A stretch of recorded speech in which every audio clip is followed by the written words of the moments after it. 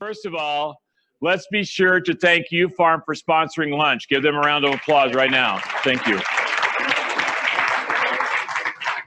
Okay. I got to crank through a bunch of stuff because we were supposed to have all this done by noon.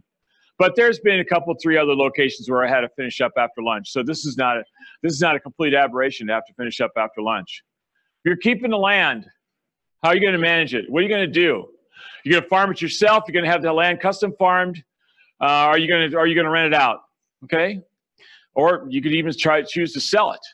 And so these are the things I'm going to talk about right now. If you're custom farming or renting and you're an absentee landowner, you may want to consider hiring a professional farm manager.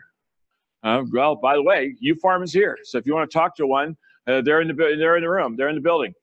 But there are other good professional farm managers, and I'm not necessarily discouraging the use of a professional farm manager, but a lot of the older, especially the old retired farmers, like to just handle that themselves. But your choice, you can figure that out. And anyway, and Jim already talked about this. Anybody have any questions? Usually the rate is a little less if they have to do simple cash rent. The rate's a little more if they're doing crop share. And it'd be the highest if they're going to have it custom farmed and for you, and they pay all the bills and then send you a check at the end. Usually. Yes, sir.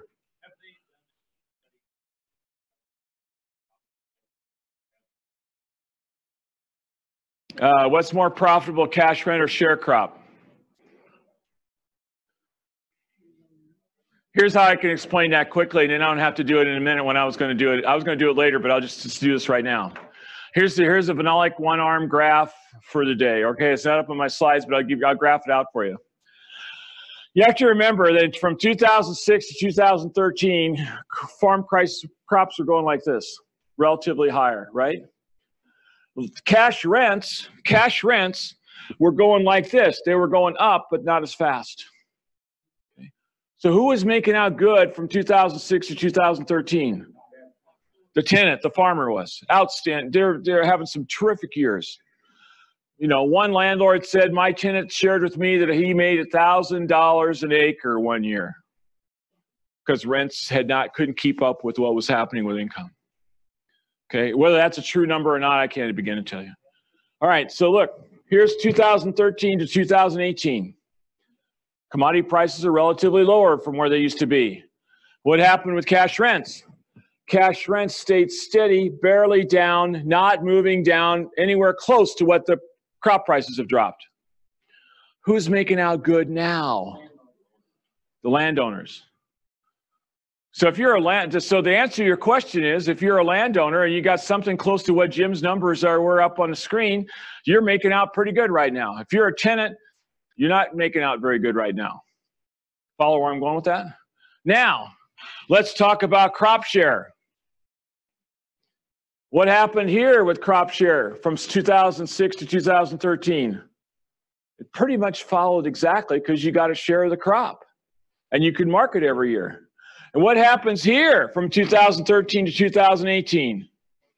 You got a share of the crop and you got to market it that year.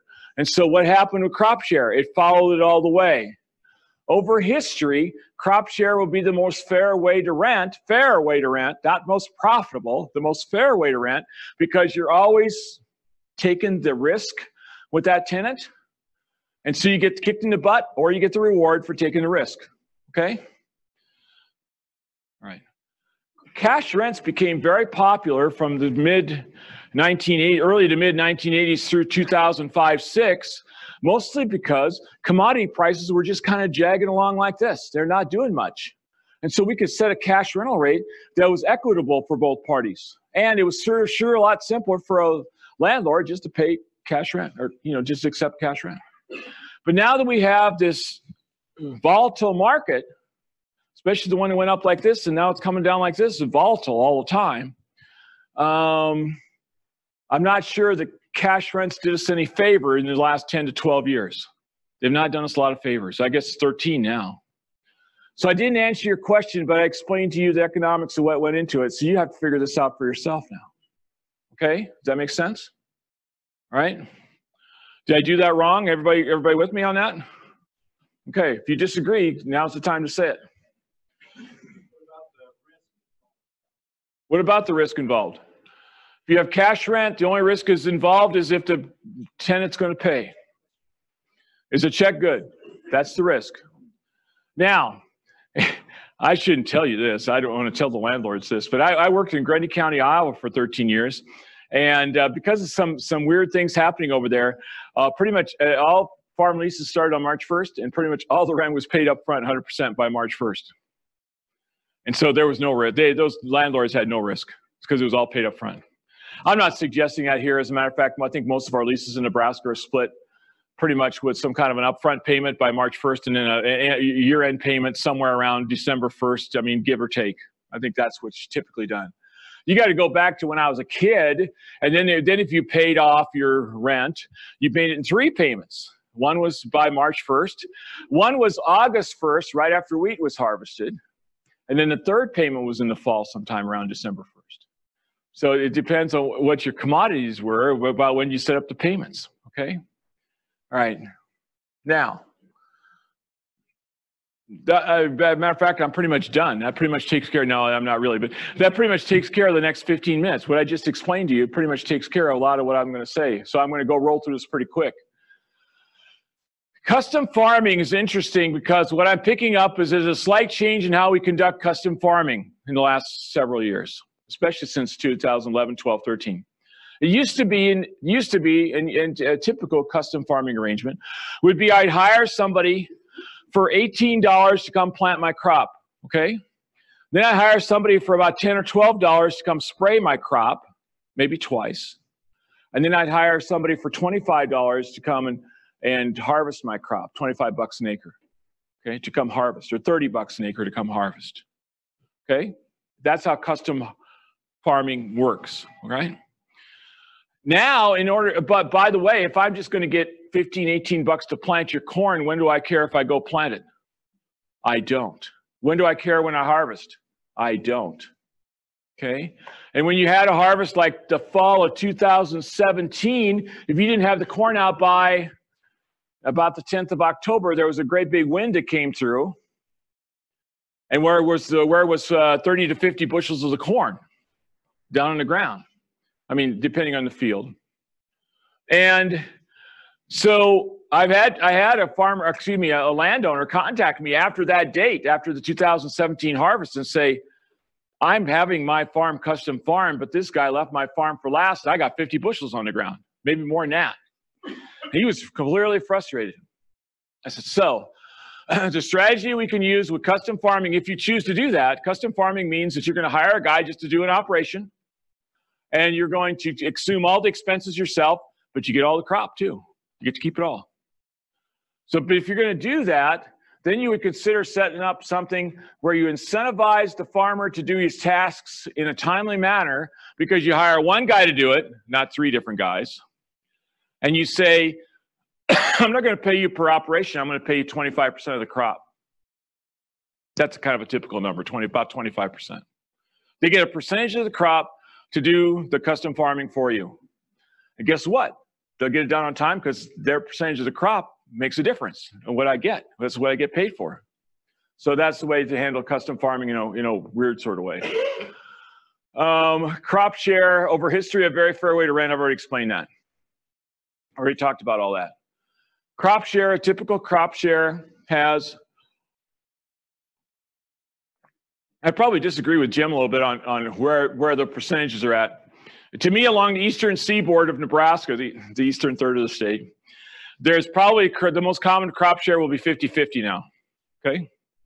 But as you go south and west, especially into south central and southwest Nebraska, very common to have 60-40, with 60% going to the tenant, 40% going to the landlord. And then when you get out to the panhandle, then it's going to be 60-40 or 1/3, 2/3. That'll be typical for crop share. So it depends on where you're at in the state. In southeast Nebraska, right here, Lancaster County, where I grew up, very common for the dry land to be 60-40 and the irrigated to be 50-50. That was common. Okay. Now, one thing you can do, and one thing I do with my brother, is I take a smaller percentage of the crop. Okay, let me back up. 60-40 or 50-50 assumes that as a landowner, I'm going to pay 50% of the fertilizer, 50% of the chemicals, and maybe 50% of the seed. That's a little bit negotiable, and I get 50% of the crop. Oh, and by the way, if I have irrigation, I have to pay 50% of the irrigation fuel, and I have to maintain the pump, all that, maintain the irrigation equipment. Okay, so I pay 50% of the herbicide, the sticky wicket, and I don't have a textbook on this. I don't have a research study on this. So I have no idea what to advise to you, Larry. But the bottom line is, the question is, if somebody's spraying, do I have to pay them 50% of the spray, the custom spray application? Do I pay them for application or not? How many people say that the landlord should not pay for application of spray? Not. How many people think that they should? The landlord should pay for application of spray. And the rest of you don't know or don't care. Okay? So what's that? One thing we do is aerial application, we'll take part of it, airplane, but it's around the fly, that's kind of part of it. And so, and to be true, if you go back 20 years, if a farmer was cultivating instead of spraying, he's cultivating to take out the weeds, the landlord never paid any part of cultivation. So that's where the argument is that if I'm spraying instead of cultivating, then therefore the landlord should not have to pay for the spray application, because that, in a sense, was that old cultivating bill, if you will. You follow where I'm going with that? Yes, sir.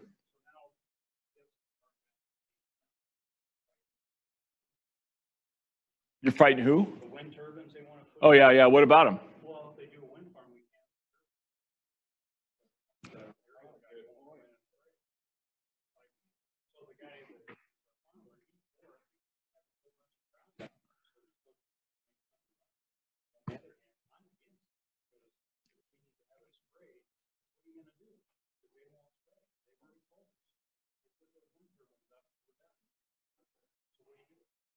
My understanding is it's $6,000 to $9,000 income for the landlord if you have a wind turbine out there. So you have to determine how that balances out. I'm not going to advise one way or the other, but I'm telling you, there's some money involved. The thing I'd want to know about the wind turbine thing is just pretty simple. At the end of whatever the end is, are they coming to dig that concrete back out of the ground or not? No. Wow.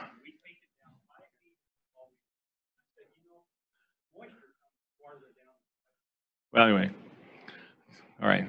30 loads of concrete. I know there's a lot of concrete down there. Absolutely.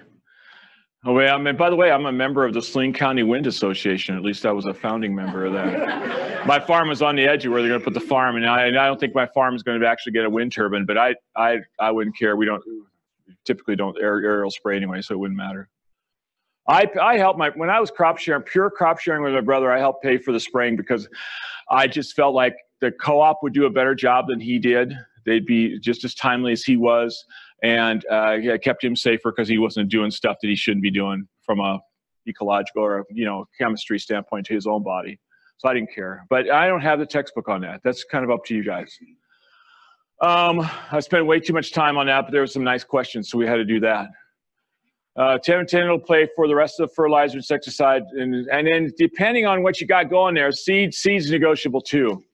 As a matter of fact, with all the stack seed, all the stacks in the seed, you don't have to necessarily put out much insecticide anymore because it's all stacked into the seed treatment. And so should you help pay for the seed as a landlord because you're not going to have to pay for insecticide? Well, that's between you and your tenant. You have to figure that out. Most of my talk, if you haven't noticed already, is from 31, 32 years of being an extension, not from a textbook or a research study. Jim gave all his stuff about research because he does that land survey. That's his numbers. I don't have that luxury necessarily. Yes. What about cover crops? So Jim will have, I'll give my answer and then Jim can give his answer. Who's going to give the answer?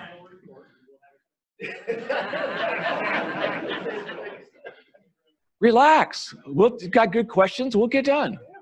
Okay. So Jim will give you a better answer in June. But the answer for now is under crop share. Let me think this through. Under crop share, you may share the cost of seed for cover crops under cash rent. That's all tenant. Okay, that's the best answer I'll give at this moment, at this time. Okay. Straight cash lease means that you're going to pay extra dollars per year, and I talked about why that works and why that doesn't work. Flexible cash leases are interesting because you can actually flex, usually on, I would recommend usually on gross income per acre. Flex your lease. Actually, it's a cash lease that flexes up and down based on gross income per acre. In other words, price times yield. I don't want to just flex leases based on price because, yeah, corn could go to $7 again, but what happened to your yield? It's probably nothing. So be careful about things like that. Okay. Beginning farm rancher resources. What happened to my other slide? You hide it, Jim? Okay, I'm missing something. What are you doing to me here? Okay, a couple things I want to talk about. I must have missed a slide or something happened here. Okay. Okay, well, I don't know what, you hide all these? Okay, I just want to talk about one thing yet. Okay, there, critical issues in the lease. That's the one I want to talk about. Critical issues in the lease. So what I want to have happen is, I want you to think about when you do a lease, either cash rent or crop share, what happens to hunting rights? Hunting rights for farm ground belong to the tenant. Hunting rights for pasture belong to the landlord. Are you with me on that? Hunting rights for pasture don't go to the tenant because pasture leases are typically 5-month leases from May 15th to October 15th. And so the lease ends before hunting season starts. So it reverts back to the owner. Hunting rights for farmland is actually still happens because it's a 12-month lease for farm ground. Okay? All right. And I'm happy. I'll let my brother decide who goes out there to hunt. I don't have to deal with that. Corn stalks. Grazing corn stalks should be encouraged and supported. The thing we get calls on is that people get mad because, oh my God, my tenant put cows out there, but they're not even his cows. He sublet the stalks to a neighbor, and he's getting money for that. Well, guess what? Stalks belong to the tenant, unless you hold them out of the lease or make some other provision. What you don't want to do is have that your tenant roll up all the stocks every year very aggressively so you drop your organic matter or drop your phosphorus. Just don't. You can take them off once in a while, but don't take them off all the time. I won't talk about that. Okay, beginning farmer resources. Okay, there is a Nebraska Department of Ag program called NextGen, N-E-X-T-G-E-N. It gives the landowner a 10% of the cash rent back or 15% of the crop share rent back as a refundable tax credit on the Nebraska income tax return for beginning farmers, for the landlord. You have to apply for that, and the rest of this I'm going to roll through pretty quickly. Jim wants me to be done. The farmer must do a Schedule F or a farm income tax schedule for less than 10 years, last 15. Their net worth has to be relatively low. But if you can get into this program, it's worth giving that landowner a credit for renting to a beginning farmer. And then also know that, well, I guess the rest of that got hid too, that the other agencies can give beginning farmer help, specifically Farm Service Agency with low interest loans to beginning farmers. Yes, ma'am. What if you're beginning farmer is an absentee landlord in another state? How would they go to a workshop? Or does that even work? Well, you have to talk to the Department of Ag. Maybe they could set up something for them to attend in the other state. Yeah, you have to find that. Okay, I think we're more than done. Okay, other questions? The only thing I didn't cover that I usually cover is if you have a handshake agreement, don't. Get a written lease. Please get a written lease. And written leases are assumed in Nebraska for farmland to start on March 1st. You have to give a 6-month notice on that, which means you have to let them know by September 1st, a year before, that the lease will end next March 1st. If you have questions on that, I'll be around the rest of the afternoon. I can answer that. But I just wanted to make sure I had that out there. Okay. We'll say I'm done. You're on. Tyler's on.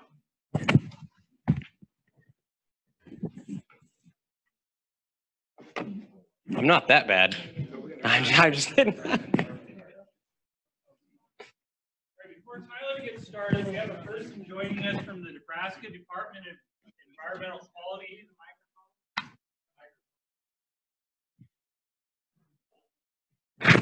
All right.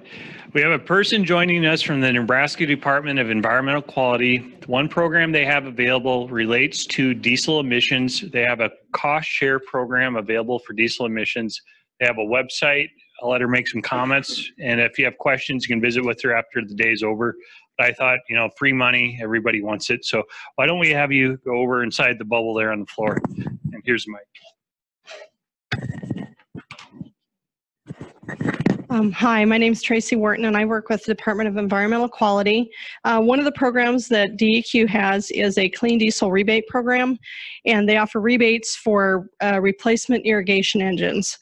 And the latest application period just closed last month, but I believe the next one is going to open possibly this fall. I don't work in this program. I have a coworker that does. But all the information is found on the DEQ website at deq.ne.gov.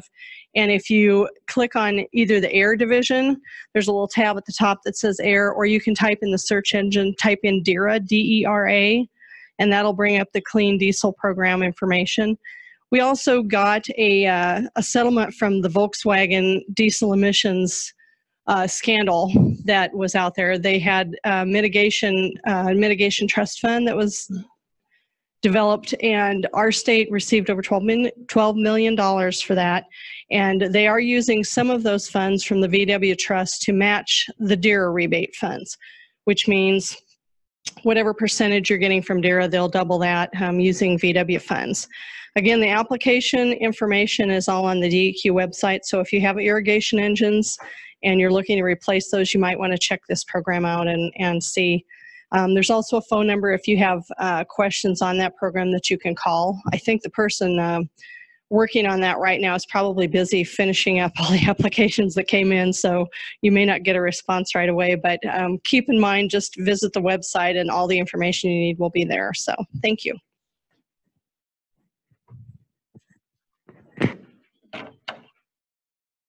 All right, thanks. Now am I on? There we go. All right, that's better. So yeah, so this is going to be probably a little elementary for those of you that are physically farming, doing some of this work. We'd like to go through a little bit of a section that's sort of an update on sort of agronomic type practices that you may not be up on. It's not too in-depth. And like I mentioned earlier, my background is in meteorology and climatology, so of course I threw some of those things in there. And with the weather today, it's fitting. So, but most of this presentation was put together by Aaron Nygren. He's the extension educator up in Colfax County. And if you were here a couple years ago when we did this, you heard some of this. So I'm going to go through a lot of this pretty quick, but I wanted you to have a lot of things in your handout. So I won't go through too much in depth on some of these things. But you know, the first and key thing is farming is different now than maybe when you farmed or your parents farmed if you haven't been around. Farming is a whole different type of game now. Not only farmers good at growing crops still, like they used to be, but now they have to be mechanics. They have to be, IT specialists. They have to be computer engineers. They have to be all these things on the business side of farming that is quite complex. And it's, so it's just kind of ramped up the nature of how we farm. The 1-2 row, obviously combines we don't find too much anymore, but they're big systems that drive themselves. They have monitors and all these things that can do good things for them. But when something breaks, you have to call someone to fix it. They're not, $100,000 for a combine anymore. It's probably $500,000 for a combine now. So the investment has ramped up, the complexity is ramped up. And so I'm not going to go through too much of that, but it's just different, right? And there aren't too many 24 or 36 row planters, whatever that thing is out there. But you have to have fly. It'd be nice to see someone pull one of these around in your terraces, Larry. I don't know how that would work, right? Try to find a few spots and get one pass, right? Your turn rows would be 3/4 of your field. So that it's just, and the idea is that it's different right now. So we kind of have to manage our land a little differently, but how we also maybe visit with tenants might be different as well.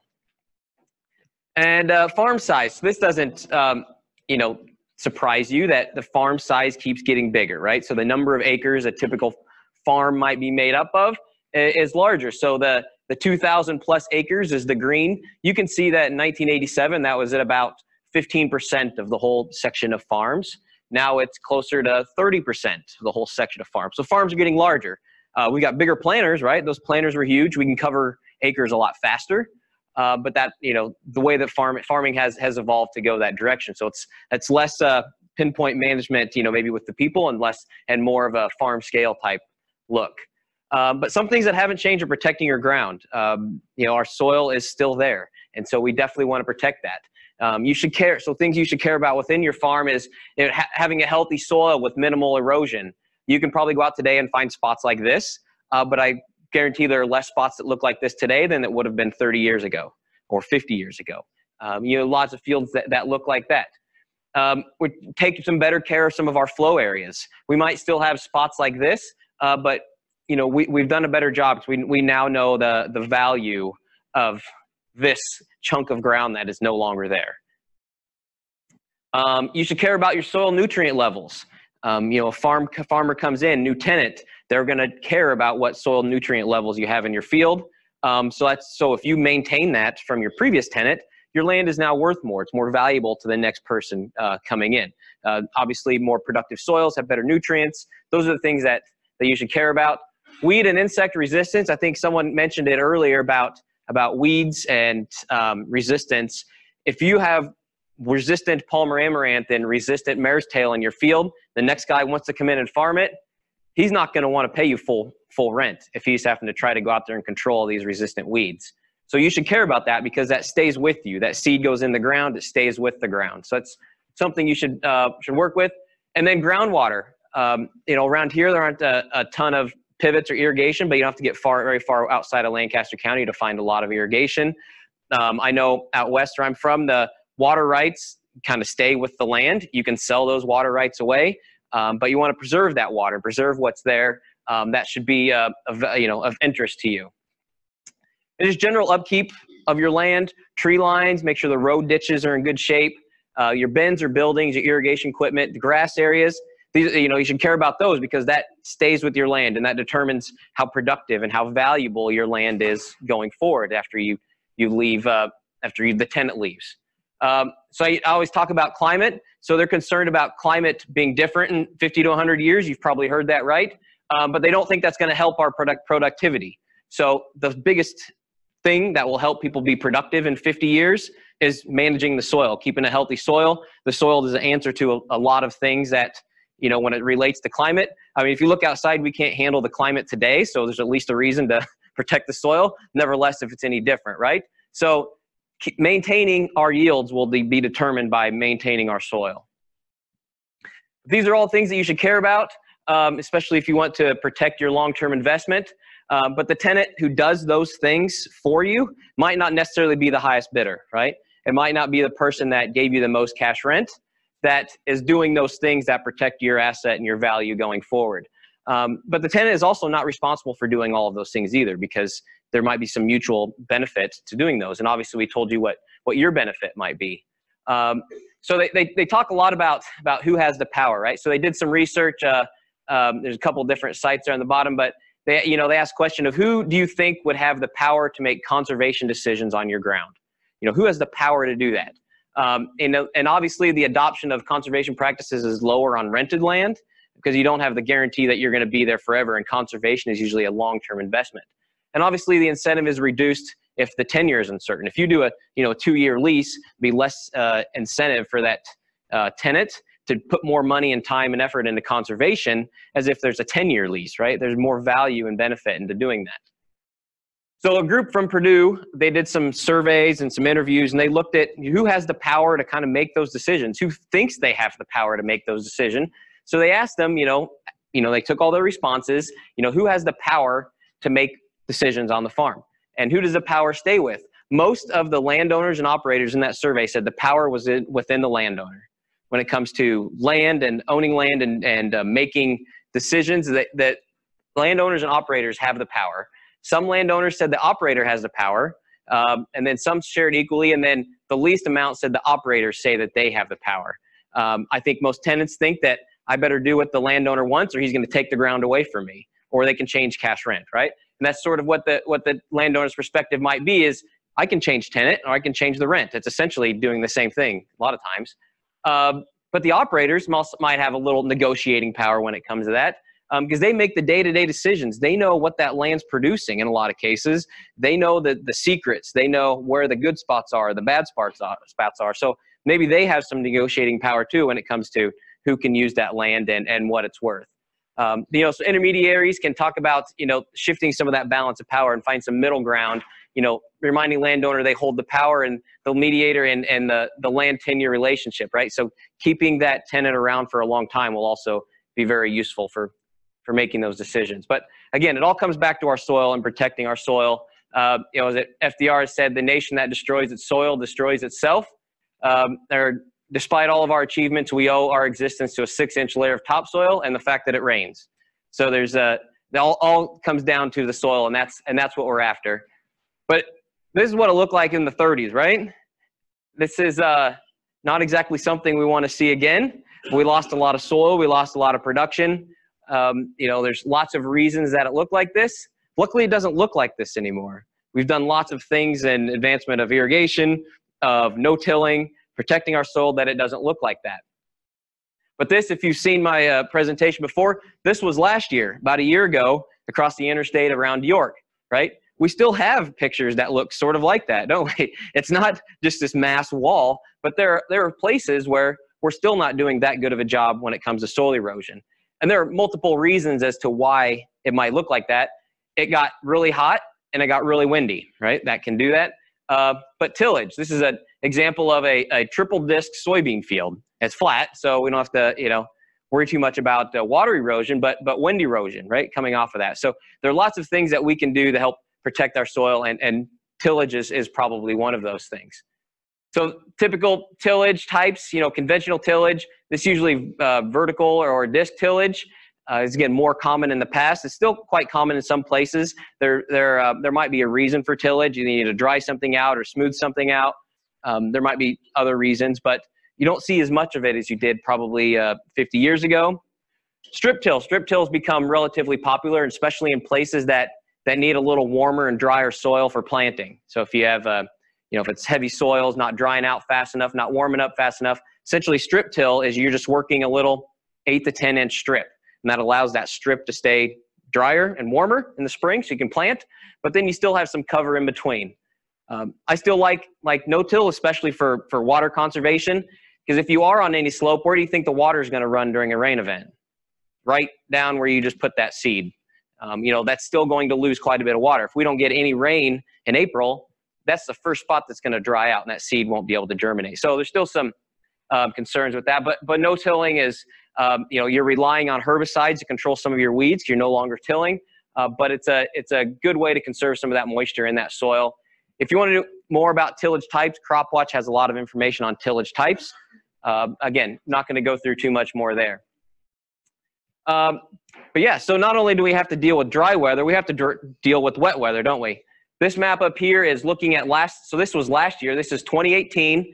All of these colors were how many inches above their previous record rainfall from 1977 to 2017. So these spots here in yellow were 4 to 6 inches more rainfall in 2018 than they had in any of the previous 50 years. So you can see all these places that had just extreme amounts of rain. So not only have to worry about wind erosion from dryness, but I think we should be more concerned about water erosion for maps that look like this and what's happening out today. Although I don't think tillage today in the Northeast would have done much different. But so this is, I think, probably the biggest concern for land in eastern and east central Nebraska is excess rainfall, not necessarily not enough. Now I say that, it'll go and be dry this summer. But we've seen that trend over time. These top two maps, you probably can't see all that well. This is the change in the amount of rain coming in the heaviest 1% of events. So if you lined up all 100 of events, how much rain fell in that biggest one? And we've seen an increase of 35 to 30% over the last 100 years. So that's more rain that's coming in that one event as opposed to spread out over 2 events. And down here is what they're projecting for the next 100 years. And they're not projecting it to go down. They're projecting that trend to continue. So again, that's more runoff. That's heavier events, more of it runs off, taking more of your soil with it. Again, that's one thing we want to protect from. This is our spring precipitation trend. So the map on the left is our long-term precipitation trend for the last 120 years. The map on the right is our 30-year precipitation trend. That's what we're at recently. You see our springtime precipitation has been increasing, and it's been increasing quite rapidly, especially in the month of April. And when are our soils most vulnerable? In the spring, because they're typically not covered. We've typically harvested 6 months prior. The residue's getting beaten down already. We might have tilled. We run a planter through, that tills it up a little bit. Our soils are most vulnerable when we're getting the most of our rainfall. So we have to try to protect against that. Our summertime precipitation trends have sort of been all over the place. But this is when we need the moisture the most. We want to harness it from spring and carry it through to the summer. So the projections for way into the future, they're thinking winter and spring will continue to get wetter. The summer will get drier, and the fall, they have no idea. But generally, there's nothing saying that they're expecting a drier spring, and that's, I think, where we're most concerned with excess moisture. And this is just looking at the change in the number of days where we exceed 1 inch. Again, numbers are just showing more of that. There's nothing saying that they expect us to decrease, those heavy rainfall events. But infiltration, erosion, water holding capacity are all key to surviving these things and capturing that water. I know, like I said, where I grew up out west, you get a 3 or 4 inch rainfall event, you want to save as much as you can because it might be another month before you get another one. So that extra, water that infiltrated is all yield after that, right? And the better your land produces, the more it's worth, the more you get for shares or rent. So different types of erosion. We have sheet erosion, which is sort of taking, right off the top. There's a lot of times it comes with wind erosion. We have rill or ephemeral erosion. This is sometimes not that easy to see on your field, especially you get some of those ephemeral gullies, rill erosion. They're real small. They don't look like they're taking much with it, but over time, they can really add up. Or you get the gully ones. These are the ones that are easy to see. The big gullies that you can no longer farm through. You have to go around. Again, that's land out of production, and it's your best land that's out of production because it was the top that went. And then it's going someplace else, right? So how do you control that? Reduce tillage. That's, kind of the biggest one. No tilling. You keep something on the surface. Protects that soil from going someplace. You can rotate crops. Terraces. Terraces are a good way, especially if you have a lot of slope. You build those terraces. Waterways. Those drains, you're probably not going to change how the water leaves your field. So change what you're doing in that space to prevent losses. Instead of disking up your ravine every year, you're just going to keep losing more and more soil out of that. Tile outlets, I see a lot of that, just draining it away so it doesn't drain across your field, it drains under your field.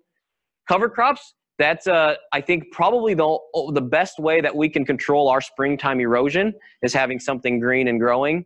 The stuff that's going on out there this week, that's probably the best thing. There's a number of challenges that come with that. But as far as protecting your soil, I think that's the best bet. I know some people talked about, reducing the speed of that water leaving, increasing that water going down instead of off your field. There might be a lot of benefits there. Or just not farming your sensitive areas or your poor areas. If it's slope like this and you can't go straight up it, maybe we shouldn't farm it. Maybe that's a good spot to put grass back in there, and then your cows can graze it when you're grazing your stocks in the winter. A lot of those options that are out there. So what is the cost of erosion? If you have those big gullies, you know what it costs to hire a dozer for a day? It's not cheap, right? But you have to fix them or else they're just going to keep getting bigger and bigger and bigger, right? And so there may be cost share available from NRCS to fix some of those things, some of those terraces, some of that. So you can also check that out if you have issues like this. Ephemeral gullies, typically they do tillage to fix a lot of those. It kind of repairs it and then it's gone and it's out of the way. But so there's some cost in your time and equipment. But I think there's a big cost in the soil and the nutrients that you lose every year with that as that soil goes away. The soil doesn't take just the pieces of dirt, right? It takes a lot of the stuff that goes with it. NRCS estimate of 1 ton of soil is, worth $2 to $3 an acre. If you can save, let's say like the average erosion is like 3 to 4 ton per acre on a lot of land.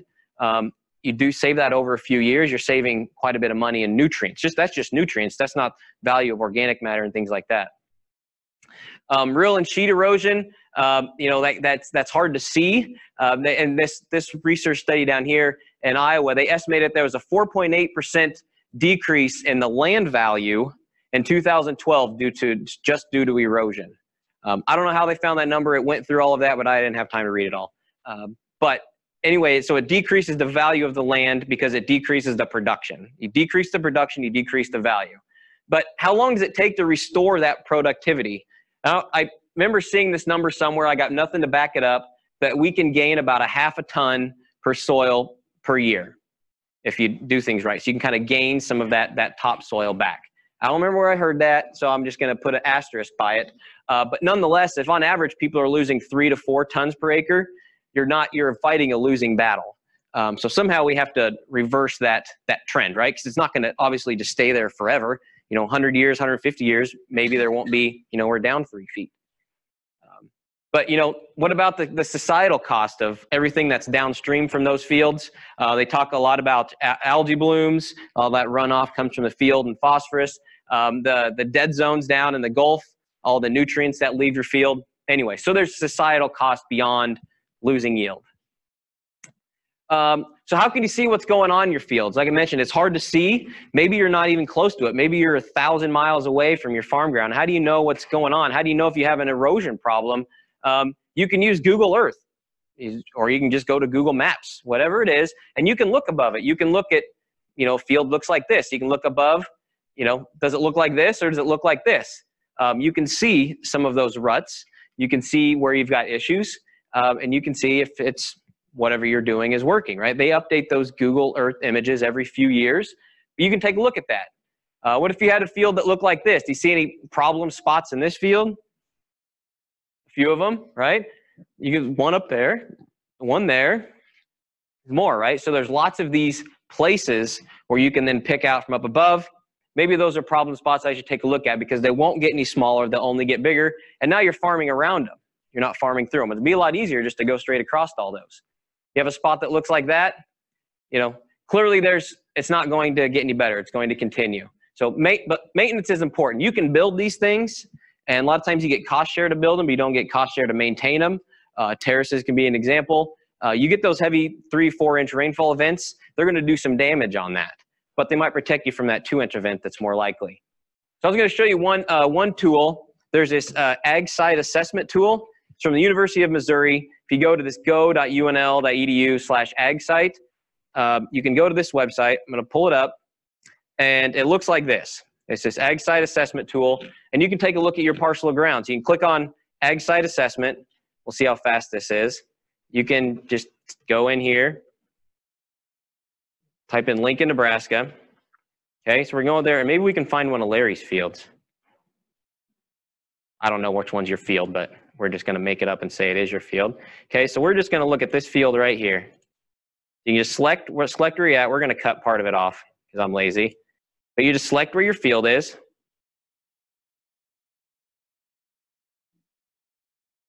There we go. Okay, so we've got our field. And you just click down here and you get your ag site report. And it'll tell you a bunch of information, the population, the communities within it. It'll tell you a hydrologic summary if there are streams, there are water bodies close, wetlands. There aren't any of those. I should have picked a better spot. Hydrologic units. You can click on a map here and it'll tell you which hydrologic unit it is in. It'll tell you if it's in a flood zone, if you're highly erodible, all of those things. You're in the Oak Creek watershed. You probably knew that. But then it gives you the soils and the productivity. So you can click on this map, but it's got a productivity index, the productivity index method. So what they put on there to what they think you might be growing, the acres, how much of it is in that type of soil. You can click on that and you can get your whole soil type here. So this was our field we selected. You can see all the different soil types that go through there. And there's more information here on the right, but then you can see what's going on just in your field. Go back here. You can go down to endangered species. So if you have any environmental concerns for endangered species, click on the Salt Creek tiger beetle. That's northern Lancaster County. That's there. You can also find a report there for that. Right in through here. Anyway, so there's lots of information, flood hazards. It even gives you some climate information. It's a good way to just look and analyze your land maybe from a different perspective. You can find your piece, and again, you can find any piece of land you want, but it gives you an idea of what you should be concerned about, if you should be concerned about erosion, flood zones, that sort of piece. I'm not going to go into any more of that because you can take a look at that if you'd like. And there is a webinar on how to use that if you want to do it, but it's pretty simple, pretty easy to use. I'm not going to go through that because that just talks through the steps, but I wanted you to have it on your printout because this is all what I just showed you. Sure, I'll just put it right back up there again. It's if you go to go.unl.edu/ag-site, that will take you there. That's not it's from the University of Missouri, so that's not the official, but that's a short link that will get you there. And it's in your handout. It should be on the slide if you can read it. It's pretty small. Yep, okay. So there's a lot in there. You can take a look on that. There's also the web soil survey. I'm not going to go into that, but it tells you a lot of information about your soils, the productivity, erosion, some of those things are all in there. You can, basically the similar type method, you can go in there, search your area, outline your field. You can find a ton of information about this. If you don't know a lot about your field, you might not be around it much. This would be a good way to learn. So I talked about nutrients, and I'm not going to go through a ton of information on nutrients because it's kind of boring. But nutrients are key when when it comes to the productivity of your land and what nutrients carry through from one tenant to the next. So, we'll talk about, how to talk about the, where you should start some of your soil, your nutrients that are in your soil. Soil sampling is a key one. If you haven't had a soil test done in a long time on your land, I'd recommend doing that. Every few years, you're probably okay. A lot of times the farmers will want to do that too because they want to know what nutrients are out there for their crop they're going to grow the next year.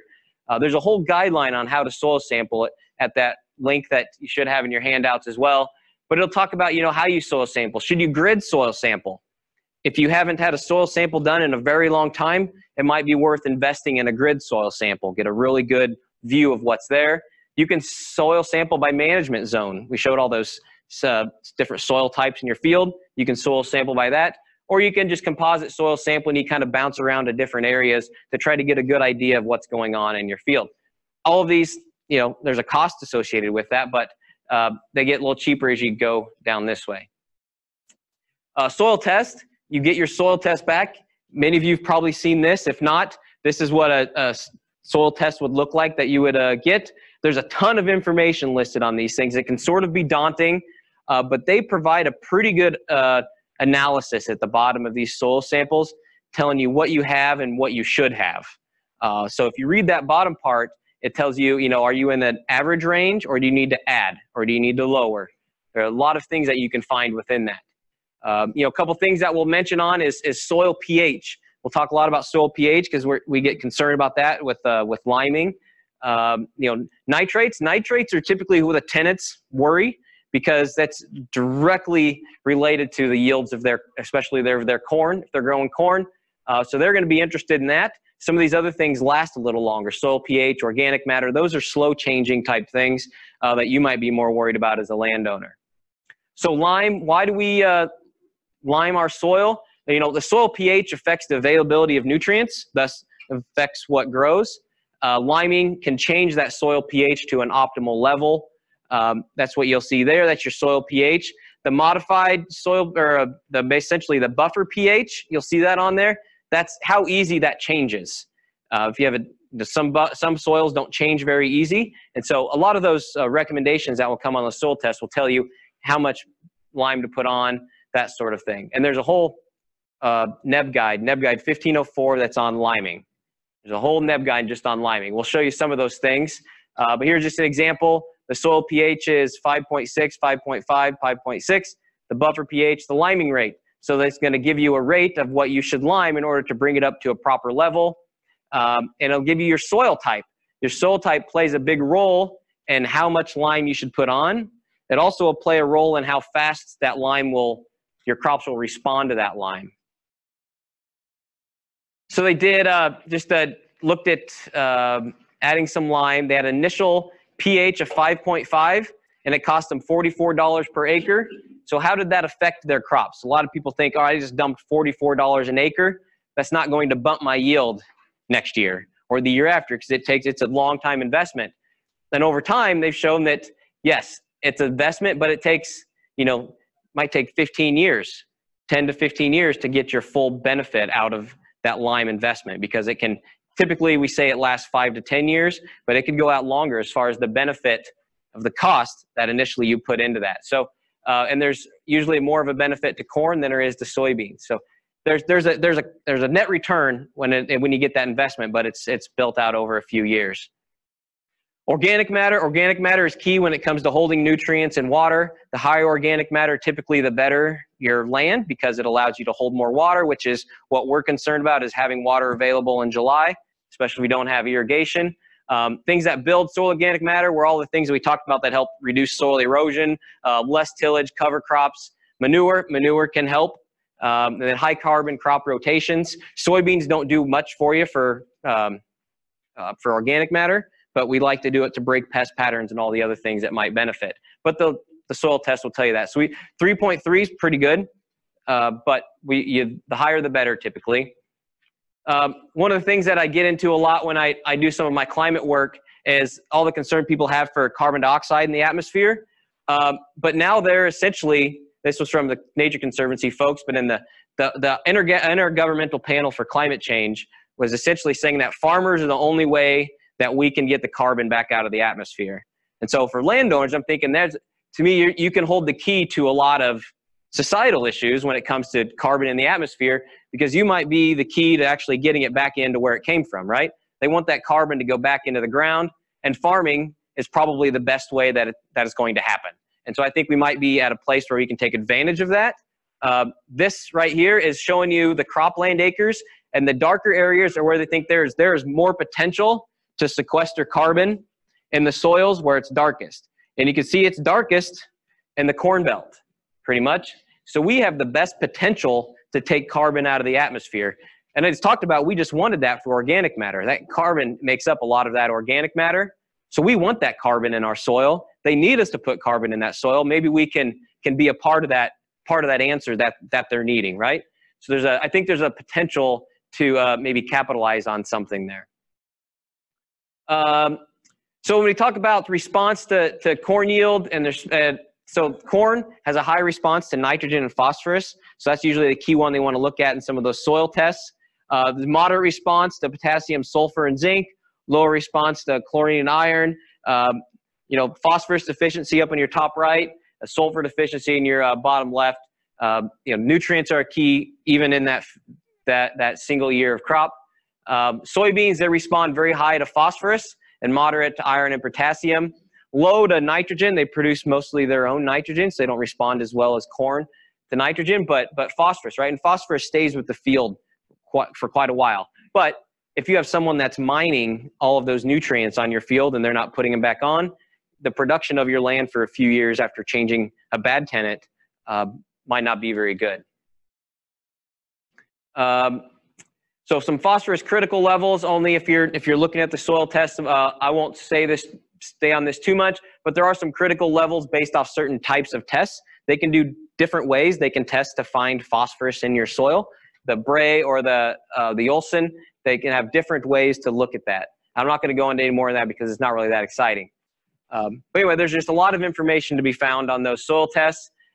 When it comes to your phosphorus recommendations, it'll change based off what you're growing and what you're following. Are you corn on corn, or is it corn on soybean? That might change the baseline phosphorus that's recommended on that field. There are tons of fertilizer recommendation suggestions. There's this EC 117 if you want to be more up on that. I only put these charts in here to let you know that they exist, because I know you probably can't read them.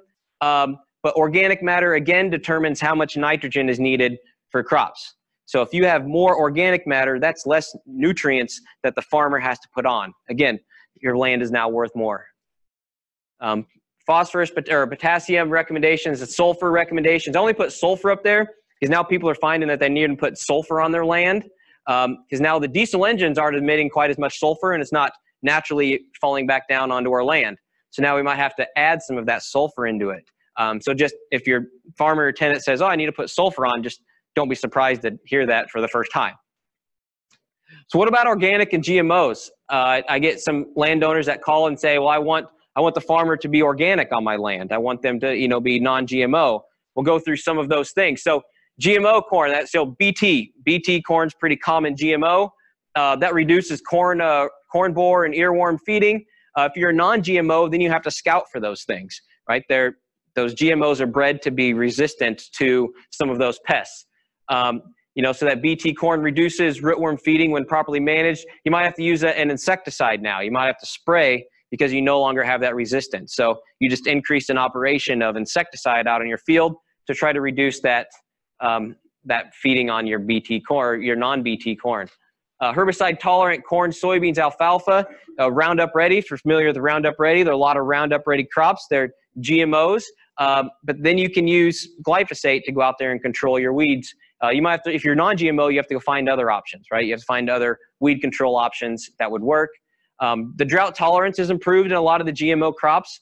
They, the ability to resist drought is much better. So you might have an increase in yield loss if you're looking at non-GMOs.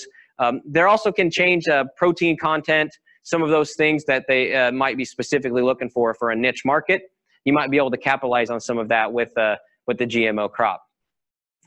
So now they're saying that about 94% of soybeans and 90% of corn are actually GMO crops. So most of the crops that are produced, especially in Nebraska, are GMOs for the Roundup Readies, for the drought tolerance, all of those reasons I mentioned before. You can see soybeans hit a peak when Roundup Ready became a big deal in the early 2000s, and corn followed along not long after. But nonetheless, most of our crops are GMOs. So what kind of chemicals are used? I'm not going to go through a lot of these, but herbicide, fungicides, insecticides, nematicides are very common pesticides that people will use. Again, I mentioned earlier about resistance management. That's key. If you have a tenant that doesn't pay attention to modes of action, how they're killing that weed or how they're killing whatever they're trying to kill, maybe you put in there that make sure you rotate modes of action. So at least they are trying to reduce resistance. Again, you get resistance on your land that stays with you. It doesn't stay with the tenant, it stays with the land. So like if we just use glyphosate, for example, there are 7 weeds, actually it's up to 7 now. There are 7 weeds in Nebraska that are resistant to glyphosate. So Roundup, we've overused glyphosate. Now we have to try to find something else. But common water hemp in Nebraska is resistant to 5. Essentially, these are ways to kill a plant. How can I attack that plant? 5 of the only 15 ways there are to kill a plant, they're resistant to 5 of them. And I think they found some water hemp down in Missouri that's resistant to 7 modes of action. So that's 2 less ways that we can actually physically go kill a plant outside of pulling it up. I guess that's the last mode of action, is me pulling it. But anyway, so there's a lot of it out there. Luckily, in this part of the state, we don't have Palmer amaranth that's resistant here, but you don't have to go very far west, and it's awful. It's terrible. Hopefully, we don't have resistant Palmer here because that's very, very challenging to take care of. So what can you do? I talked about multiple modes of action. You can use residual herbicides. You can prevent the weed from even growing. Rotating crops, tillage, cover crops. There's lots of things that can be done. Again, it's maybe important for you to pay attention to some of these things that are going on, just so you kind of have an idea of what they're trying to do. So organic, what about organics? So if you have conventional farming, you use synthetic pesticides and synthetic fertilizers. If you're organic, you're using natural fertilizers. You might be using manure, natural pesticides.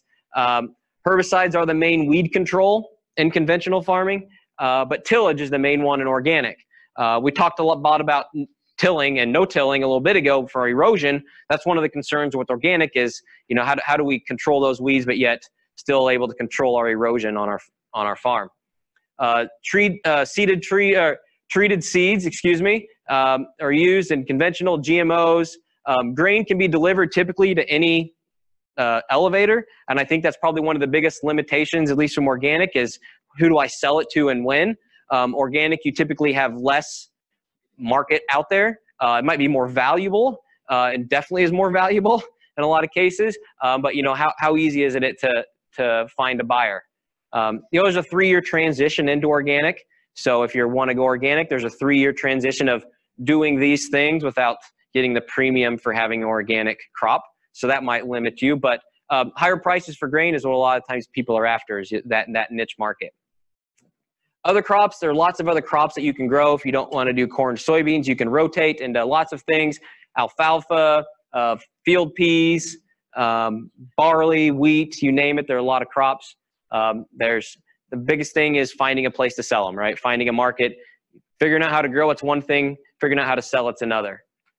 Now, I'm not going to go over this because Kristen's probably going to talk about some grazing, and Al talked to that about corn stalks and soybean stubble. Best thing to know when you're removing corn stalks and soybean stubble is you're removing nutrients with it. Pencil it out. In some high yield places, you can remove some of that residue, and it's probably going to help you a little. If you're low residue or lower yield, highly eroded, you probably want to keep everything you can on there. But just know that that's an option, but you're taking some nutrients with it. So make sure you're getting some value out of that you're taking off. And then grazing corn stalks, at least a lot of those nutrients are going right back on your field. There might be other things you could consider. That is all I have. I know there's a lot of Kristen left to go, but wanted to give just a quick highlight. Yes? I don't know of anyone the question was, is anyone starting to raise hemp? I don't know of anyone that's told anyone they're starting to raise hemp. But I do know that there are some people on campus that have been doing research on how it's going to work and what the best practices are. But I don't know of anyone that's doing it yet. But as soon as I think anyone gets the go, whatever go ahead they need, it will probably happen. Because we can grow ditchweed really well here, right? Yeah.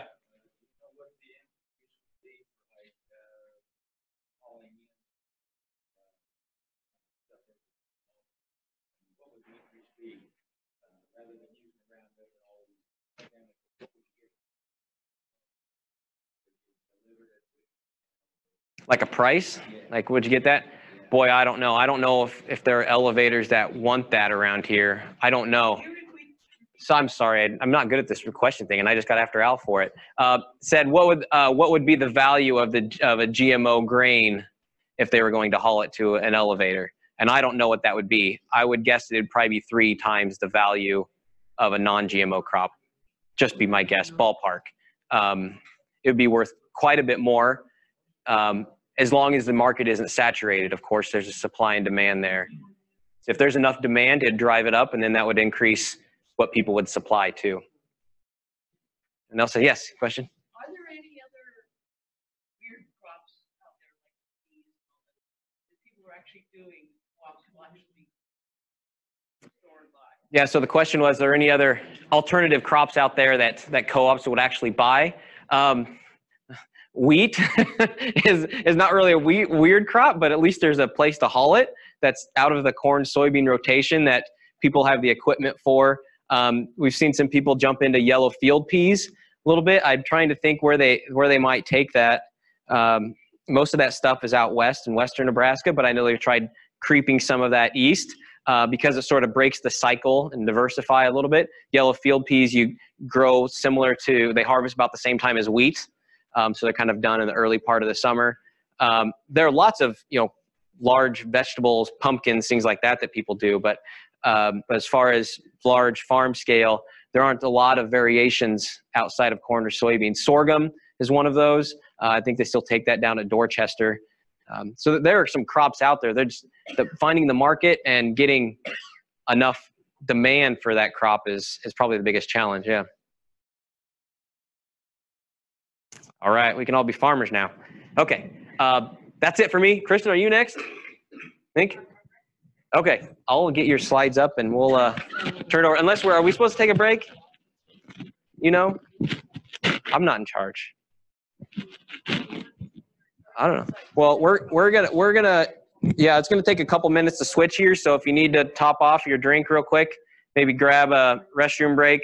We'll take a few minutes here, and we'll start back up.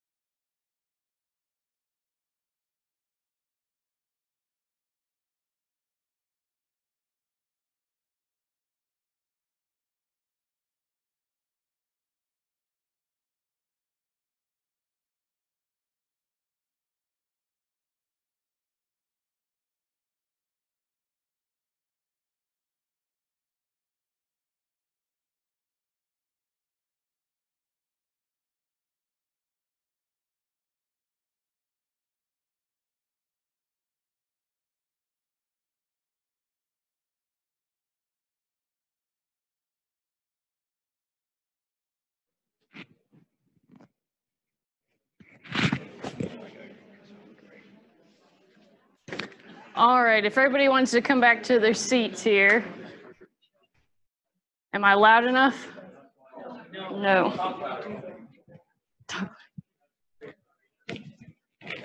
Turn it up. Okay. Okay. So I'm a little quieter, a little slower probably than most people that have been talking today. So I told them to make sure that I speed up if I start to get too slow. I'm originally from Virginia, so we talk a little slower sometimes. But my name is Kristen Ulmer. I'm the beef educator for Nebraska Extension that's officed up in the research center up there in Meade. Cover the southeast region of the state. All these slides that are put together today, I want to thank my cohorts. Ben Beckman, I think, is the name that you guys have on your slide set. Really knowledgeable about pasture leases, covering the northeast region, and then Aaron Labrie down in our southwest corner has also been integral in these slides.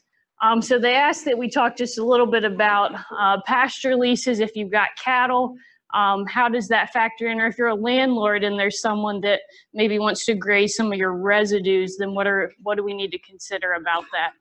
So I think Jim might have asked it earlier, but just for refresher for me, who here has cattle or maybe a tenant that runs cattle on pasture or crop land? Okay, good. Okay, so if I have any, if I bring up any questions throughout, please feel free, or answers that you need, questions that you have for things that I give you, please let me know. So when we get started here, perennial pasture, it's pretty limited resource. And I say that just because we're in the eastern part of the state. When we had that $8 corn, we saw a lot of pasture that was torn out and put into crop ground. So the resource that we have to manage, we want to make sure that we keep it in good condition, we take proper care of it, make sure that our tenants are also being responsible with that land resource as well.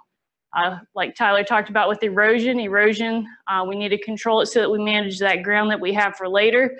Our grasses, if we're overgrazing them, running too many cattle or something on them, we can start to see that decline in production, and again, your resource. Also talk about if we don't have enough pasture, but we've got a tenant that wants to run cattle on some crop ground, or other alternatives, maybe confining those cattle on your property, what should we consider there as well? So rental rates, several pieces are going to go into this pie here. Big thing for myself is I'm going to call myself the tenant today, and you all it's the landowner. We want to make sure we know whose responsibility is what, and that things are taken care of so we're managing that resource. We'll talk a lot about stocking rate here in the beginning, just to help you to understand what goes into it. So maybe if you have questions that you can ask your tenant or to be informed or educated, that'll help you as well. So when we get started here, we talk about our animal unit provisions. Okay, the two big ones that we talk about are our animal unit. That's on my next slide. First thing you talk about with our animal units, okay, what type of animal do we want to run on that pasture? Some folks, maybe the fencing isn't set up that we could run sheep and goats, and you've got a tenant that wants to run them. Was that a provision that's going to be in that lease or something that we need to talk about? Is it going to be cows and calves? Are we going to have some bulls in there? Are we going to allow bulls? Okay, it kind of sounds like silly questions, but when we start thinking about it as a landowner, are our resources that we have there available are going to meet the needs, or do we need to do some revamp or do some repairs there? And then finally, what about penalties? You never really want to talk about it, but what happens? I had a guy talking to me that said, I've got someone out on 100 acres of pasture. He went out and grazed it down to the ground, and he said then it came and rained really bad, and he said cattle were out there, and he said it just looked like an awful mess. He said, can I do anything about it? All right, first, my question was, well, what kind of provisions did you all have set in place? Okay, is he using that resource to his advantage or use? As the landlord, what are some of the concerns in terms of that forage growing back and such? So then again, just getting to the pieces of the puzzle as to why that resource might have been managed the way it was, or what provisions were set forth. All right, stocking rate. All right, two pieces, our animal unit and then our animal unit month. Okay, so an animal unit, we define that as an 1,000-pound cow. Now I realize that that is probably an old number. Those that have cattle, does anybody here have a 1,000-pound cow? Mature cow? Okay, no hands, which is what I get every time.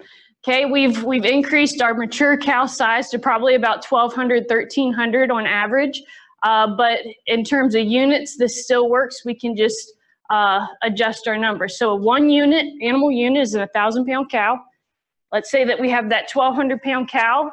That's just an adjustment of 200 pounds, so 1.2 animal units.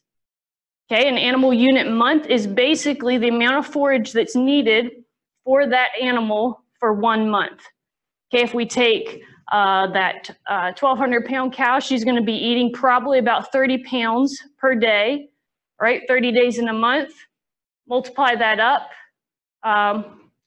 26 pounds, 27 pounds of forage a day.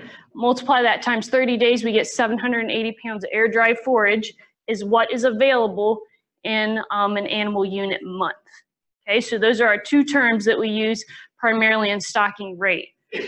To figure out or how to calculate stocking rates, we do have a couple resources available. One of those would be an Excel spreadsheet, our grazing and hay records spreadsheet template that'll actually allow you to go in there and figure out, well, how many grazing days would I have available? How much forage is there? We can look at vegetative zones and determine what type of grasses or forage we have. Again, maybe a resource that you might not use as the landowner, but a good resource for your tenant too. All right, so I like examples. I like to put it into an application sense. All right, so I wrote up a couple throughout this presentation. All right, starting off, Herbie Husker. Okay, he recently inherited 500 acres of gently rolling pasture. All right, Little Red in Custer County wants to come in and rent that grazing land for cow-calf pairs. How many pairs, his question is, should Herbie allow him to put out in that grazing season? All right, now to start off, what do we need to know? Please feel free to shout it out, otherwise it's going to be a one-sided lecture. Okay, available forage. And what's the demand? Very good. Okay, so our 2 pieces that we need to find out is how much available forage we have and what's the demand going to be for each pair. All right, so to start out, we want to look at the availability out on the pasture. 2 big ways to do it is we could go out and actually take a clip sample. So I might have a square of a certain dimension that I go out there, toss it, cut all the forage in that square. Then I can take and use a conversion factor. Let's say I had a meter square, a meter by a meter square. I can take that and convert it up to how many pounds of forage would be available per acre. All right. Other ways is in the ecological site or the web soil survey. In the back of your handout, and Tyler touched on it briefly, but in the back of your handout, there's instructions of how to get onto the web soil survey and to step through what pieces of information so that you can get a number as to what type of grasses you have available, what type of forage production would be available. So those resources would be there. Okay, so for available forage, in our example, we had 500 acres. With 500 acres in Custer County, based on the ecological site, it says that we'll have about 674,000 pounds in a year produced. All right. Traditionally, when we talk about pasture management, we say the take half, leave half. Okay, so if I leave half there and I take half, well, we actually are only going to be using 25%. And the reason for that is because we're going to have some trampling in the pasture, some where they're going to be defecating or manures there. They're not going to eat that, and then wildlife. So when I look at my numbers, I'm only going to use 25% of that 640,000 as the available forage for that grazing season. Does that make sense? Okay, so I have 168,000 pounds per year available. I divide it by 780 because that's what we said is equal to 1 animal unit month. And that gives me 216 animal unit months available per year. Okay, so that's the forage we have available. Now we said we got to look at the demand side. Oops. Okay, so using that AU, that animal unit, a pair, in this case, let's say we had an 1,000-pound cow, with a calf until weaning. At weaning, that calf is typically about 500 pounds. So our animal unit would be 1.5. Now, when we talk about the production side, your lactation can create a higher demand for the cow. So she's going to need more forage. As the calf matures and lactation slows, we're going to start to see that forage consumption by the calf increase. Okay, so we're going to just take and look at what that consumption will be for the cow and the calf at the end of weaning to ensure that we're conservative in our number throughout the season. Because if I just looked at it from the standpoint of I have a 1,000-pound cow that had an 80-pound calf, am I going to be compensating for that cow lactating later as well as that 500-pound calf at the end of the season? Okay, I wouldn't be, all right? So that's why we're using our 1.5 AU. Okay, I'm going to say for this example that I've got a 1,200-pound cow and she has a 500-pound calf. So 1,700 pounds for the pair. So that's 1.7 animal units. All right, so I know my animal units now. My animal unit months. All right, a typical grazing season Al talked about earlier is about May 1st to April 1st. That's not right, to October 1st, if I can count. Okay, May 1st to October 1st is a 5-month grazing season. So I take my 1.7 for that pair, divide it by 5, multiply times 5, and we get 8.5 animal units per year for that pair. Okay, so I'm going to take that demand number and I'm going to put it back into with what I have available. So simply 216 divided by 8.5, that tells me that on this 500-acre section of land, based on my forage that's available, the grasses that I have there from my ecological site, I know that I can put 25 pairs there for 5 months, and that's probably a little conservative. Okay, so that's how we step through when we talk about stocking rate, or your tenant might step through for stocking rate. Do we have any questions? Sometimes it's more conceptual if we're not out there looking at it. Okay. All right, so another piece that goes into that puzzle is the fencing, probably a major piece. As the landlord, it is your responsibility to maintain that fence, and that fence being a permanent fence. Upkeep and maintenance, okay, that can be a point of discussion. So maybe we adjust that rental rate if we know that our tenant is going to go in there and be the one maintaining and repairing the fence.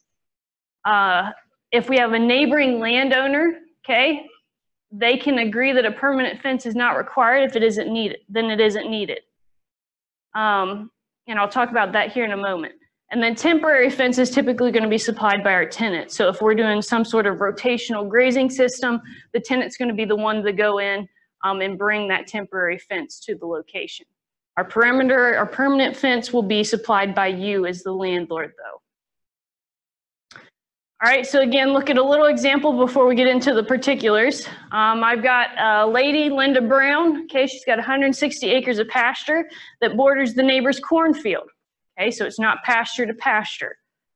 The ground was originally in pasture. Maybe they tore it out because of the $8 corn.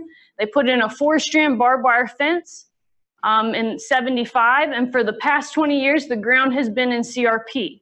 Okay, so our fence was neglected. It can no longer hold animals. So whose responsibility is it to reinstall that fence if someone else wants to rent it? Okay, so he says Linda. All right, so let's say that both neighbors, okay, because remember we've got a neighbor on the other side that has that cornfield, and you both consent that we need to repair this fence. Then that fence is going to be split between the owners in terms of maintenance and repairs, or if we have to install the fence. So what we would do is I would basically go stand on the other side of the fence from my neighbor. I would look to my right, he would look to his right, and that half, we each take half that we're going to install and repair and maintain. Okay, so that's typically 50% of that fence is for each of the landowners to take care of. Landowners, they can install any kind of fence between the properties as long as it's agreed upon by both parties. Now you say, well, what if they don't want to put in a fence? Okay, and I'm now solely responsible. Am I solely responsible? Okay, so if we have a non-consenting situation, Okay, if one side does not agree to installing the fence, Nebraska law regulates 6 types of fence that can be built so that the installer, so myself, is legally entitled to reimbursement from my neighbor. Okay, the 6 types of fence has to do with, one of those would be that 4-strand barbed wire, but those are listed if you just looked up Nebraska fencing law to see which specifically would fit into that. I can't force the other to pay. This is a little, I guess, asterisk in yours. I can't force them to pay if I'm gonna have my tenant put in hogs to graze or put in sheep, okay? Those are 2 that are not commonly grazed anymore. Well, I guess sheep are, but hogs not as much. So it's one of those that I can't force them to give me reimbursement for that with that type of fencing. That's why we need to stay within the 6 types if we want to get reimbursement back. Okay, if the fence is in disrepair that one neighbor refuses to mend, that requires a written notice and legal action to ensure a compensation. All right, so at that point you want to seek out a lawyer and see what their advice would be. It can get messy, okay? If the other landowner or your neighbor does not want to pay for that and you stay within the confines of the Nebraska fencing law with your 6 types, he's legally obligated to pay. But that doesn't mean you might want to be going across the fence if you know it's a pretty volatile situation and tell him that and try to work through that situation without knowing what the background may be from the lawyer or the steps that you might need to take, or a mediator, a third party that might be able to come in and help adjust with that situation. Okay, so let's say we've got the fence figured out in our lease agreement. So in terms of the landowner, what do I need to be looking for to monitor these pastures? One way to do that is with the Grass Snap mobile app. Okay, you can go in there and take a picture of a certain point on your landscape and then go back year after year, the date when you took the picture, all that information would be stored. If you don't have a phone to do that, basically maybe finding that knoll in the pastures or that one point that every year at the same time during the year, you go back and look and see how much forage is there, how much it's changed. So again, that would be at when we've got mature growth of that forage. So maybe by the beginning of May is when you would go in each year and take a look at this. We can also go in there and, like I said before, we could throw down a hoop or something and go back and see how much litter is there, how much cover is on the soil is another measurement or way to keep track of our pasture, what species might be there, what our production looks like. So monitoring our pastures is a key thing if we're looking at productivity for future years and try to make sure that our tenant isn't abusing that opportunity. Okay, so when we talk about range management or pasture management, there's a couple different systems that they might use. One of those being continuous, so we've got that 5-month lease. We said we have those 25 pairs. We throw them out there at the beginning of the season in May and we don't come back and look at them until October. Okay, that could be continuous grazing. We might go back and look at them, but we're not changing pasture. Versus rotational grazing, I might break that 500 acres up into 50 acre or 100 acre paddocks or pastures, and then move them throughout the season through those pastures. Okay, so that would be another option. In there, the temporary fencing I would need to be taking care of in terms of the tenant to make sure that that system is able to flow. One piece that you would probably want to talk through is turnout dates. Okay, what happens if, let's say, it's cold, wet in the springtime and pasture growth doesn't come on until maybe the beginning of June?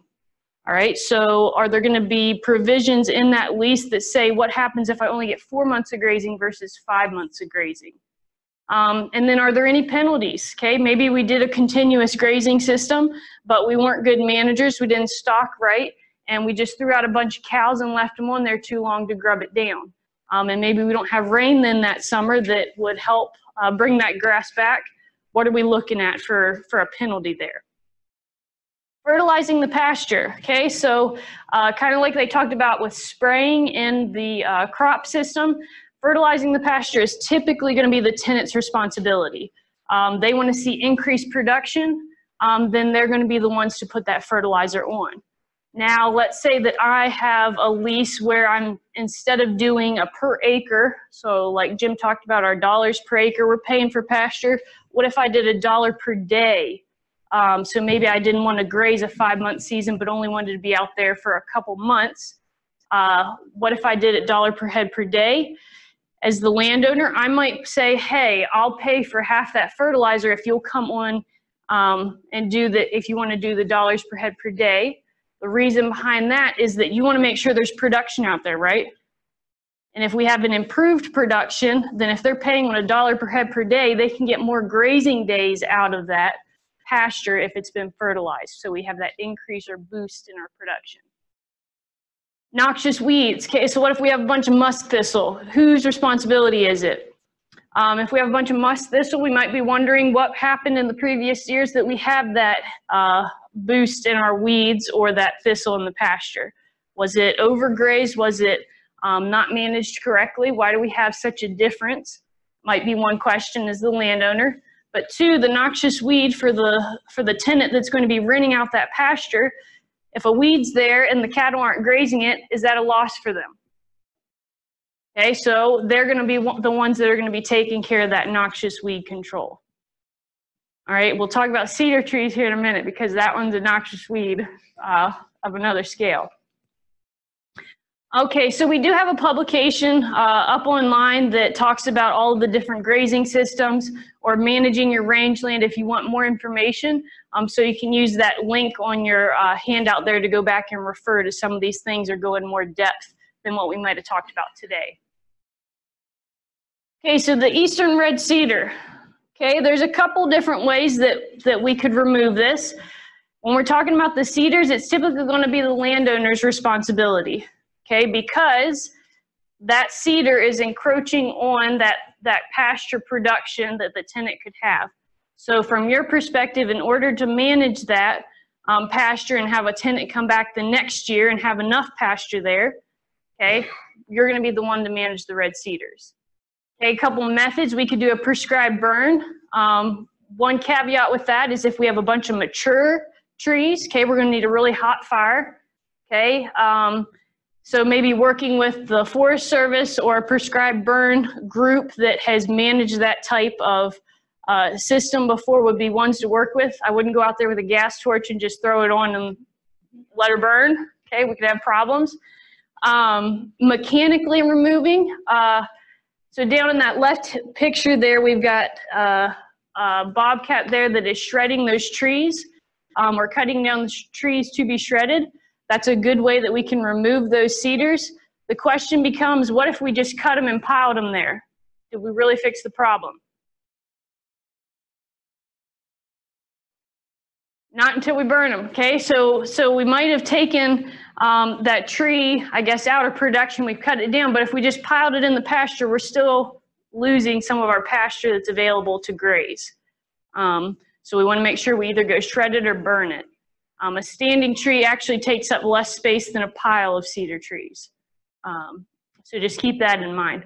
Herbicides, that's one good way that you can do it. If you've got young little seedlings, herbicides work really well when we start to get to the mature trees and have a lot more foliage there. It's hard to maintain those cedar trees with herbicides. What are some ways that we can prevent this from happening? So having an overrun of cedar trees. We could go in there and hay them, go in there and shred those trees before they get too large. When they talked about we've got right before the grass starts to be growing, so at this period of time, if we go out there, we can see where they're at really well, we can go in and cut those out. If you're walking through the pasture or got grandkids that want to go walk through the pasture, good character building, okay, they can go through and cut down those seedlings for you, and they're still small enough to manage. Then goats, okay, goats are another one that they like red cedar tree saplings. If your fence is in proper order, okay, maybe some goats will be a good way that you could throw them out there with the cows or before the cows get on there and they can help manage those red cedars. So in terms of resources or those that would help maybe with financial assistance when you're removing cedars, here's a couple of different groups that would be willing to help or talk with you about taking care of those trees. When we talk about the farm custom rate survey that Jim takes care of, they said that rates run anywhere from $45 to $125 an hour for clearing cedar trees. Okay, that runs such a big gamut because you're getting bids from contractors. If we've got a very dense population of trees, okay, that's going to take a lot more time than a thinly or sparse area that has cedar trees. If I've got to go up slopes like this, okay, that's going to probably cost a little bit more than if I'm doing flat land. So those are just different considerations that go into why that dollars per hour is going to change for clearing trees. But you can typically find a couple different groups that you can get a bid for a pretty good price if you're not willing to do it yourself. So what if we have a natural disaster? Okay, we're looking at right now, we've got flooding happening, which during the summer that doesn't typically happen. So what if we've got drought or fire or hail that comes in? What are the provisions that are in place? Do I, as the tenant, need to remove my cattle from the pasture? Okay, let's say we get drought, they're not expecting any rain. I only got 3 months of grazing out of it. Am I going to adjust that rental rate that I paid if I paid all of it up front? Is there going to be maybe a sacrifice lot within that pasture or somewhere that I can move those cattle to until we get forage growth again and maybe dry lot those cattle for a period of time? If I need to put out supplemental feed or haul water, other expenses, if I'm the landowner that lives on the land or has the house on the property, would I be willing to do some of that work, check the cows, maybe put out some feed if I needed to because of drought? Would I knock down that price or raise that price for the tenant? So again, just things to think about when we're talking about the actual rental rate, what pieces go into determining what you should charge. Now, if we do have a disaster that happens, there is a financial compensation available through FSA if we have grazing losses, so the Livestock Forage Disaster Program. The one caveat with that is that if we did not pay for a 5-month grazing season or the entire season and we did it on dollars per head per day, we're not eligible for payments in terms of the tenant. If we were on there, let's say May, we had a drought that stretched through June, July. We didn't get grazing out of it. We can go in and submit for financial compensation from FSA for grazing losses that you might have acquired there.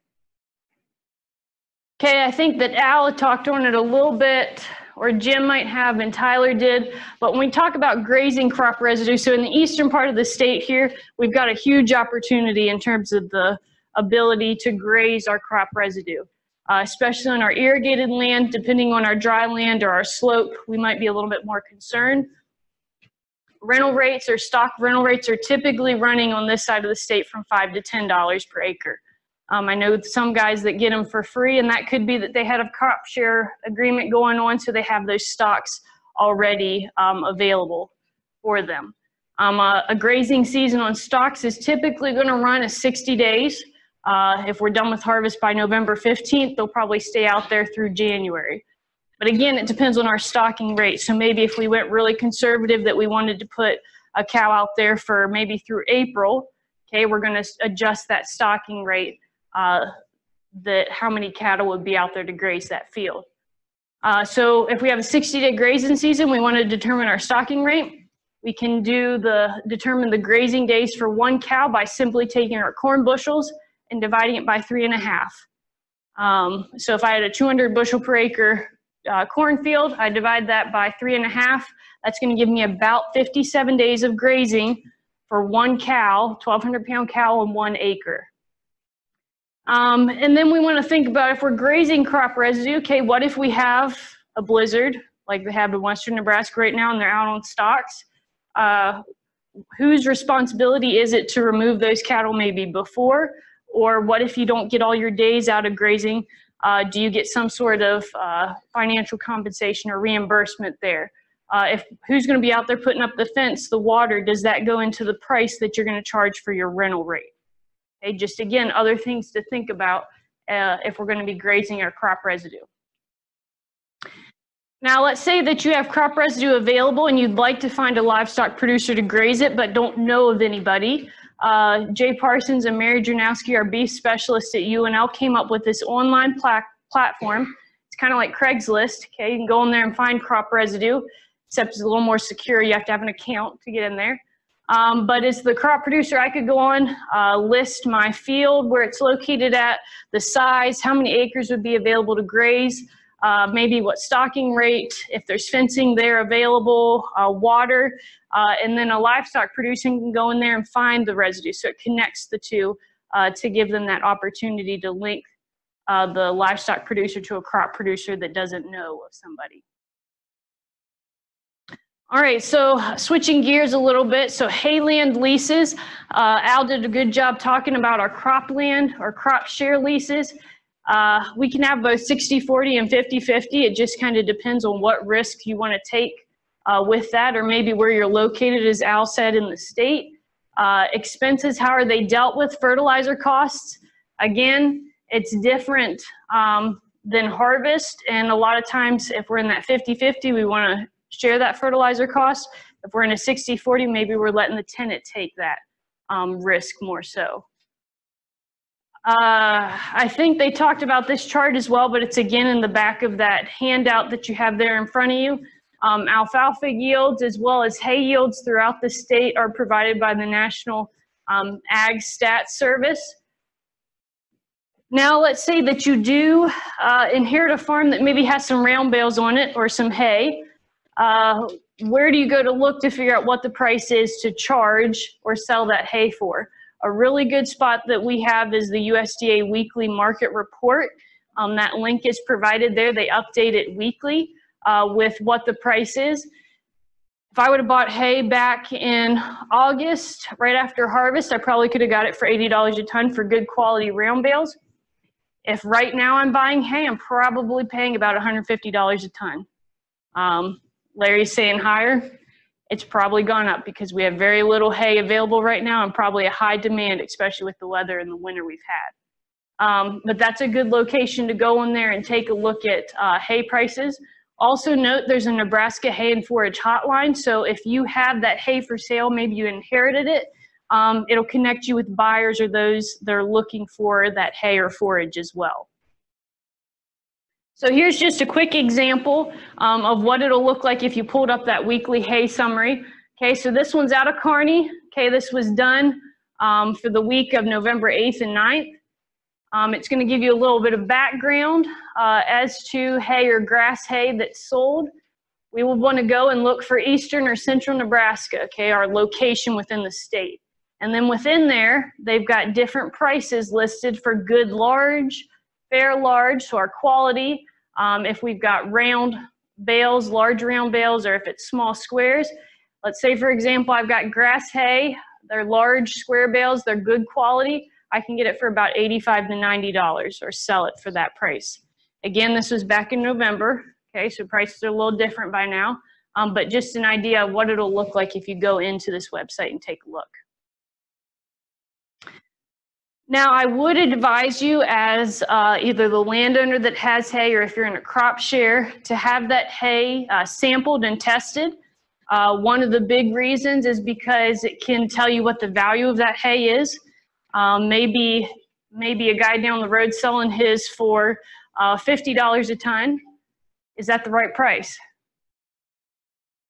It might depend on the quality. He might have got some old junk hay that was baled off. It got rained on 3 times. Okay, as a cattle producer, if I know what that quality of hay is, I'm willing to pay maybe that $85, $90 per ton compared to that $40 a ton for the junk hay. Does that make sense? So if we go in and we sample and test that hay, we can get back the results of our protein levels, energy, to understand what type of quality we have to sell. And if you want to sample those bales, you can get a hay probe from your local extension office. Tyler, do you all have one? Yeah, we have one. I just bought it last year, but it goes into a drill. So if you have a cordless drill, you come in, just use it, pay a small deposit, and get it back and use it. So it's pretty handy. Perfect. Okay, so there's a hay probe available if you'd like to do that. Information on where to send the sample and then a form to fill out in terms of what help you what pasture it came from or location, a little bit of a description of if it's grass, hay, alfalfa, as such. You can write down on that form, send it into the lab. They'll send you back the results within a week within a couple weeks. So a good way if you're going to be selling hay, or if you've inherited any hay, a good way to understand what you've got to sell, because more money is always better, right? All right, so touch on this just briefly, but I think we've hit on it several times. If we've got a crop share, in this example, we've got a 50-50. If I'm going to get about 2.5 tons of hay off per acre, if we did a 50-50 cut, I'm going to get, as the tenant, 1.25 tons. You as the landlord are going to get 1.25 tons. Fertilizer, I'm also going to pay half that fertilizer cost, and you pay the other half. And then just to break it up and show you what happens if we decrease our risk as the landowner. Okay, we're going to see less revenue, but we've got less risk involved there if we did a 2/3, 1/3 versus a 50-50. Okay, additional considerations. I'm glad Al talked on this because I'm not exactly, or wasn't quite familiar with it before, not being from Nebraska, but typically the landlord gets those hunting rights because we're talking about a grazing lease here. Okay, if it's pasture, 5 months, we're out by October, it's going to be the landlord's rights. Maybe we adjust that lease or put a provision in there to say, hey, I've got through such and such month in order to have the hunting rights as well. All right, then to sum it all up, get it in writing. I think it was Jim maybe who said it earlier. It's not so that you can hackle each other about, well, here's what the terms say. Really having it in writing says that you both have talked through these things, you both understand what's going on, you both signed it. So if, for example, I forgot what we talked about, I can go back to that lease and take a look. Might not be an extensive lease, that every little thing, it's not 50 pages long, but enough that you've understood those top terms of what you agreed upon. And then finally, just a list of kind of what provisions we've talked about to consider. There's my contact information as well as the beef.unl.edu website, which would have more information on pastures and leasing and such. Do we have any questions at this point? Is that good? What's that? I won the free steak giveaway. Did you have a drawing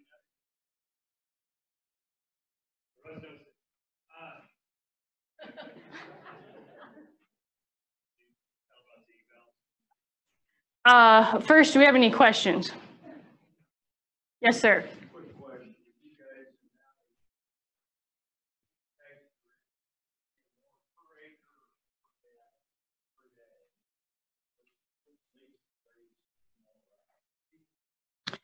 So his question is, are we seeing more of leases that are paid on per acre versus a per head per day? I would say in the eastern part of Nebraska, because we have so much crop ground, most people are in the mindset of the per acre. If we're running stocker calves, we might be looking at per head per day. I don't know if you've seen anything differently, Jim. What's that?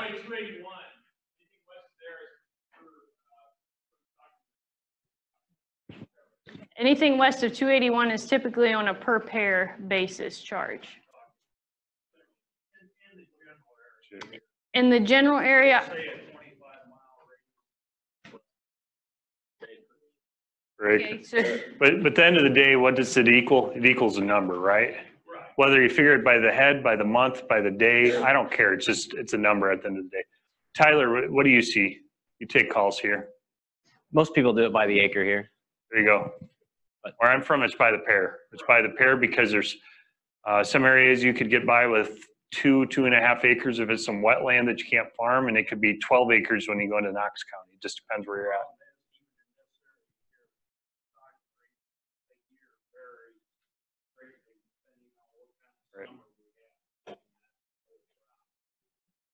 right, so he said that based on the season or growth throughout the year or year to year, we're going to see differences in terms of how many animals you're putting out there. So again, understanding what goes into our stocking rate can help to adjust how many cattle we're putting out there. So if your tenant changes that from year to year, I might call that a good thing, unless he's putting on maybe a couple extra hundred, then it might be a question there. But does that answer your question for you?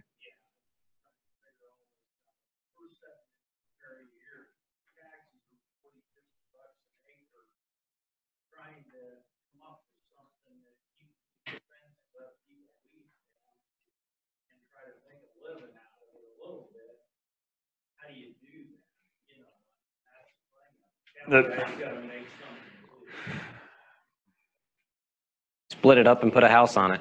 Yeah, right. Right, and it's tough. It's tough right now with property taxes and such, being in the business, so. Did you say anything about this?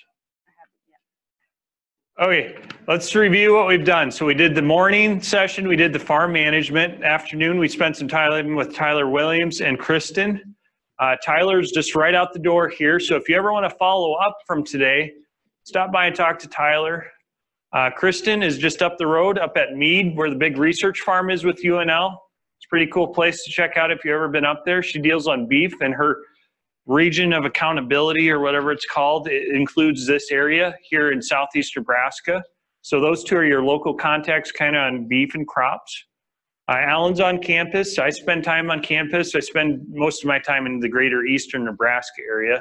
So if you want to get a hold of with one of us and do a consultation or visit, just let us know. I meet people on campus. Dairy store is a good place usually. The main thing is with the dairy store, and I found this out when I loaded up some junk in my pickup, you got to be careful with those parking meters. Some of them are only 20 minutes down in front of that damn store, so be careful what you do there. I got 2 parking tickets in the same day. It's $35. So the one thing we ask you, our supervisors make us do these evaluations to prove we actually do something, I guess. They're in the back of your handouts. When you're walking out, just either leave them on your table or you can throw them on one of the back tables. When we clean up the room, we'll collect them. You got questions? You want anything? I've gotten emails from people already with questions. Allan and I will stick around. I'm not going anywhere tonight because of the weather. So if you want to visit, Allan and I will just be floating around. Chris and Tyler are here too. Let's thank Tyler Williams for having us today. This is Tyler's facility. So there's lots of people that put this on, so I appreciate all their help. One thing I wanted to mention before you tell them to go is lancaster.unl.edu is the website for the Lancaster County. All this stuff will be on there. We've got a whole land management page that has hay market prices, all the gym stuff that he puts out, a lot of the talks Al gives, all of that stuff is on our land management page. So if you want to find some of this, go to that website or just call me and I'll send you the link. But that's where we'll put all of these things today. Yeah. Including the video. Yep, we'll put those links up there as well. So if you want to rewatch it and get a good nap in, you can do that. Yeah, put someone else to sleep. There you go.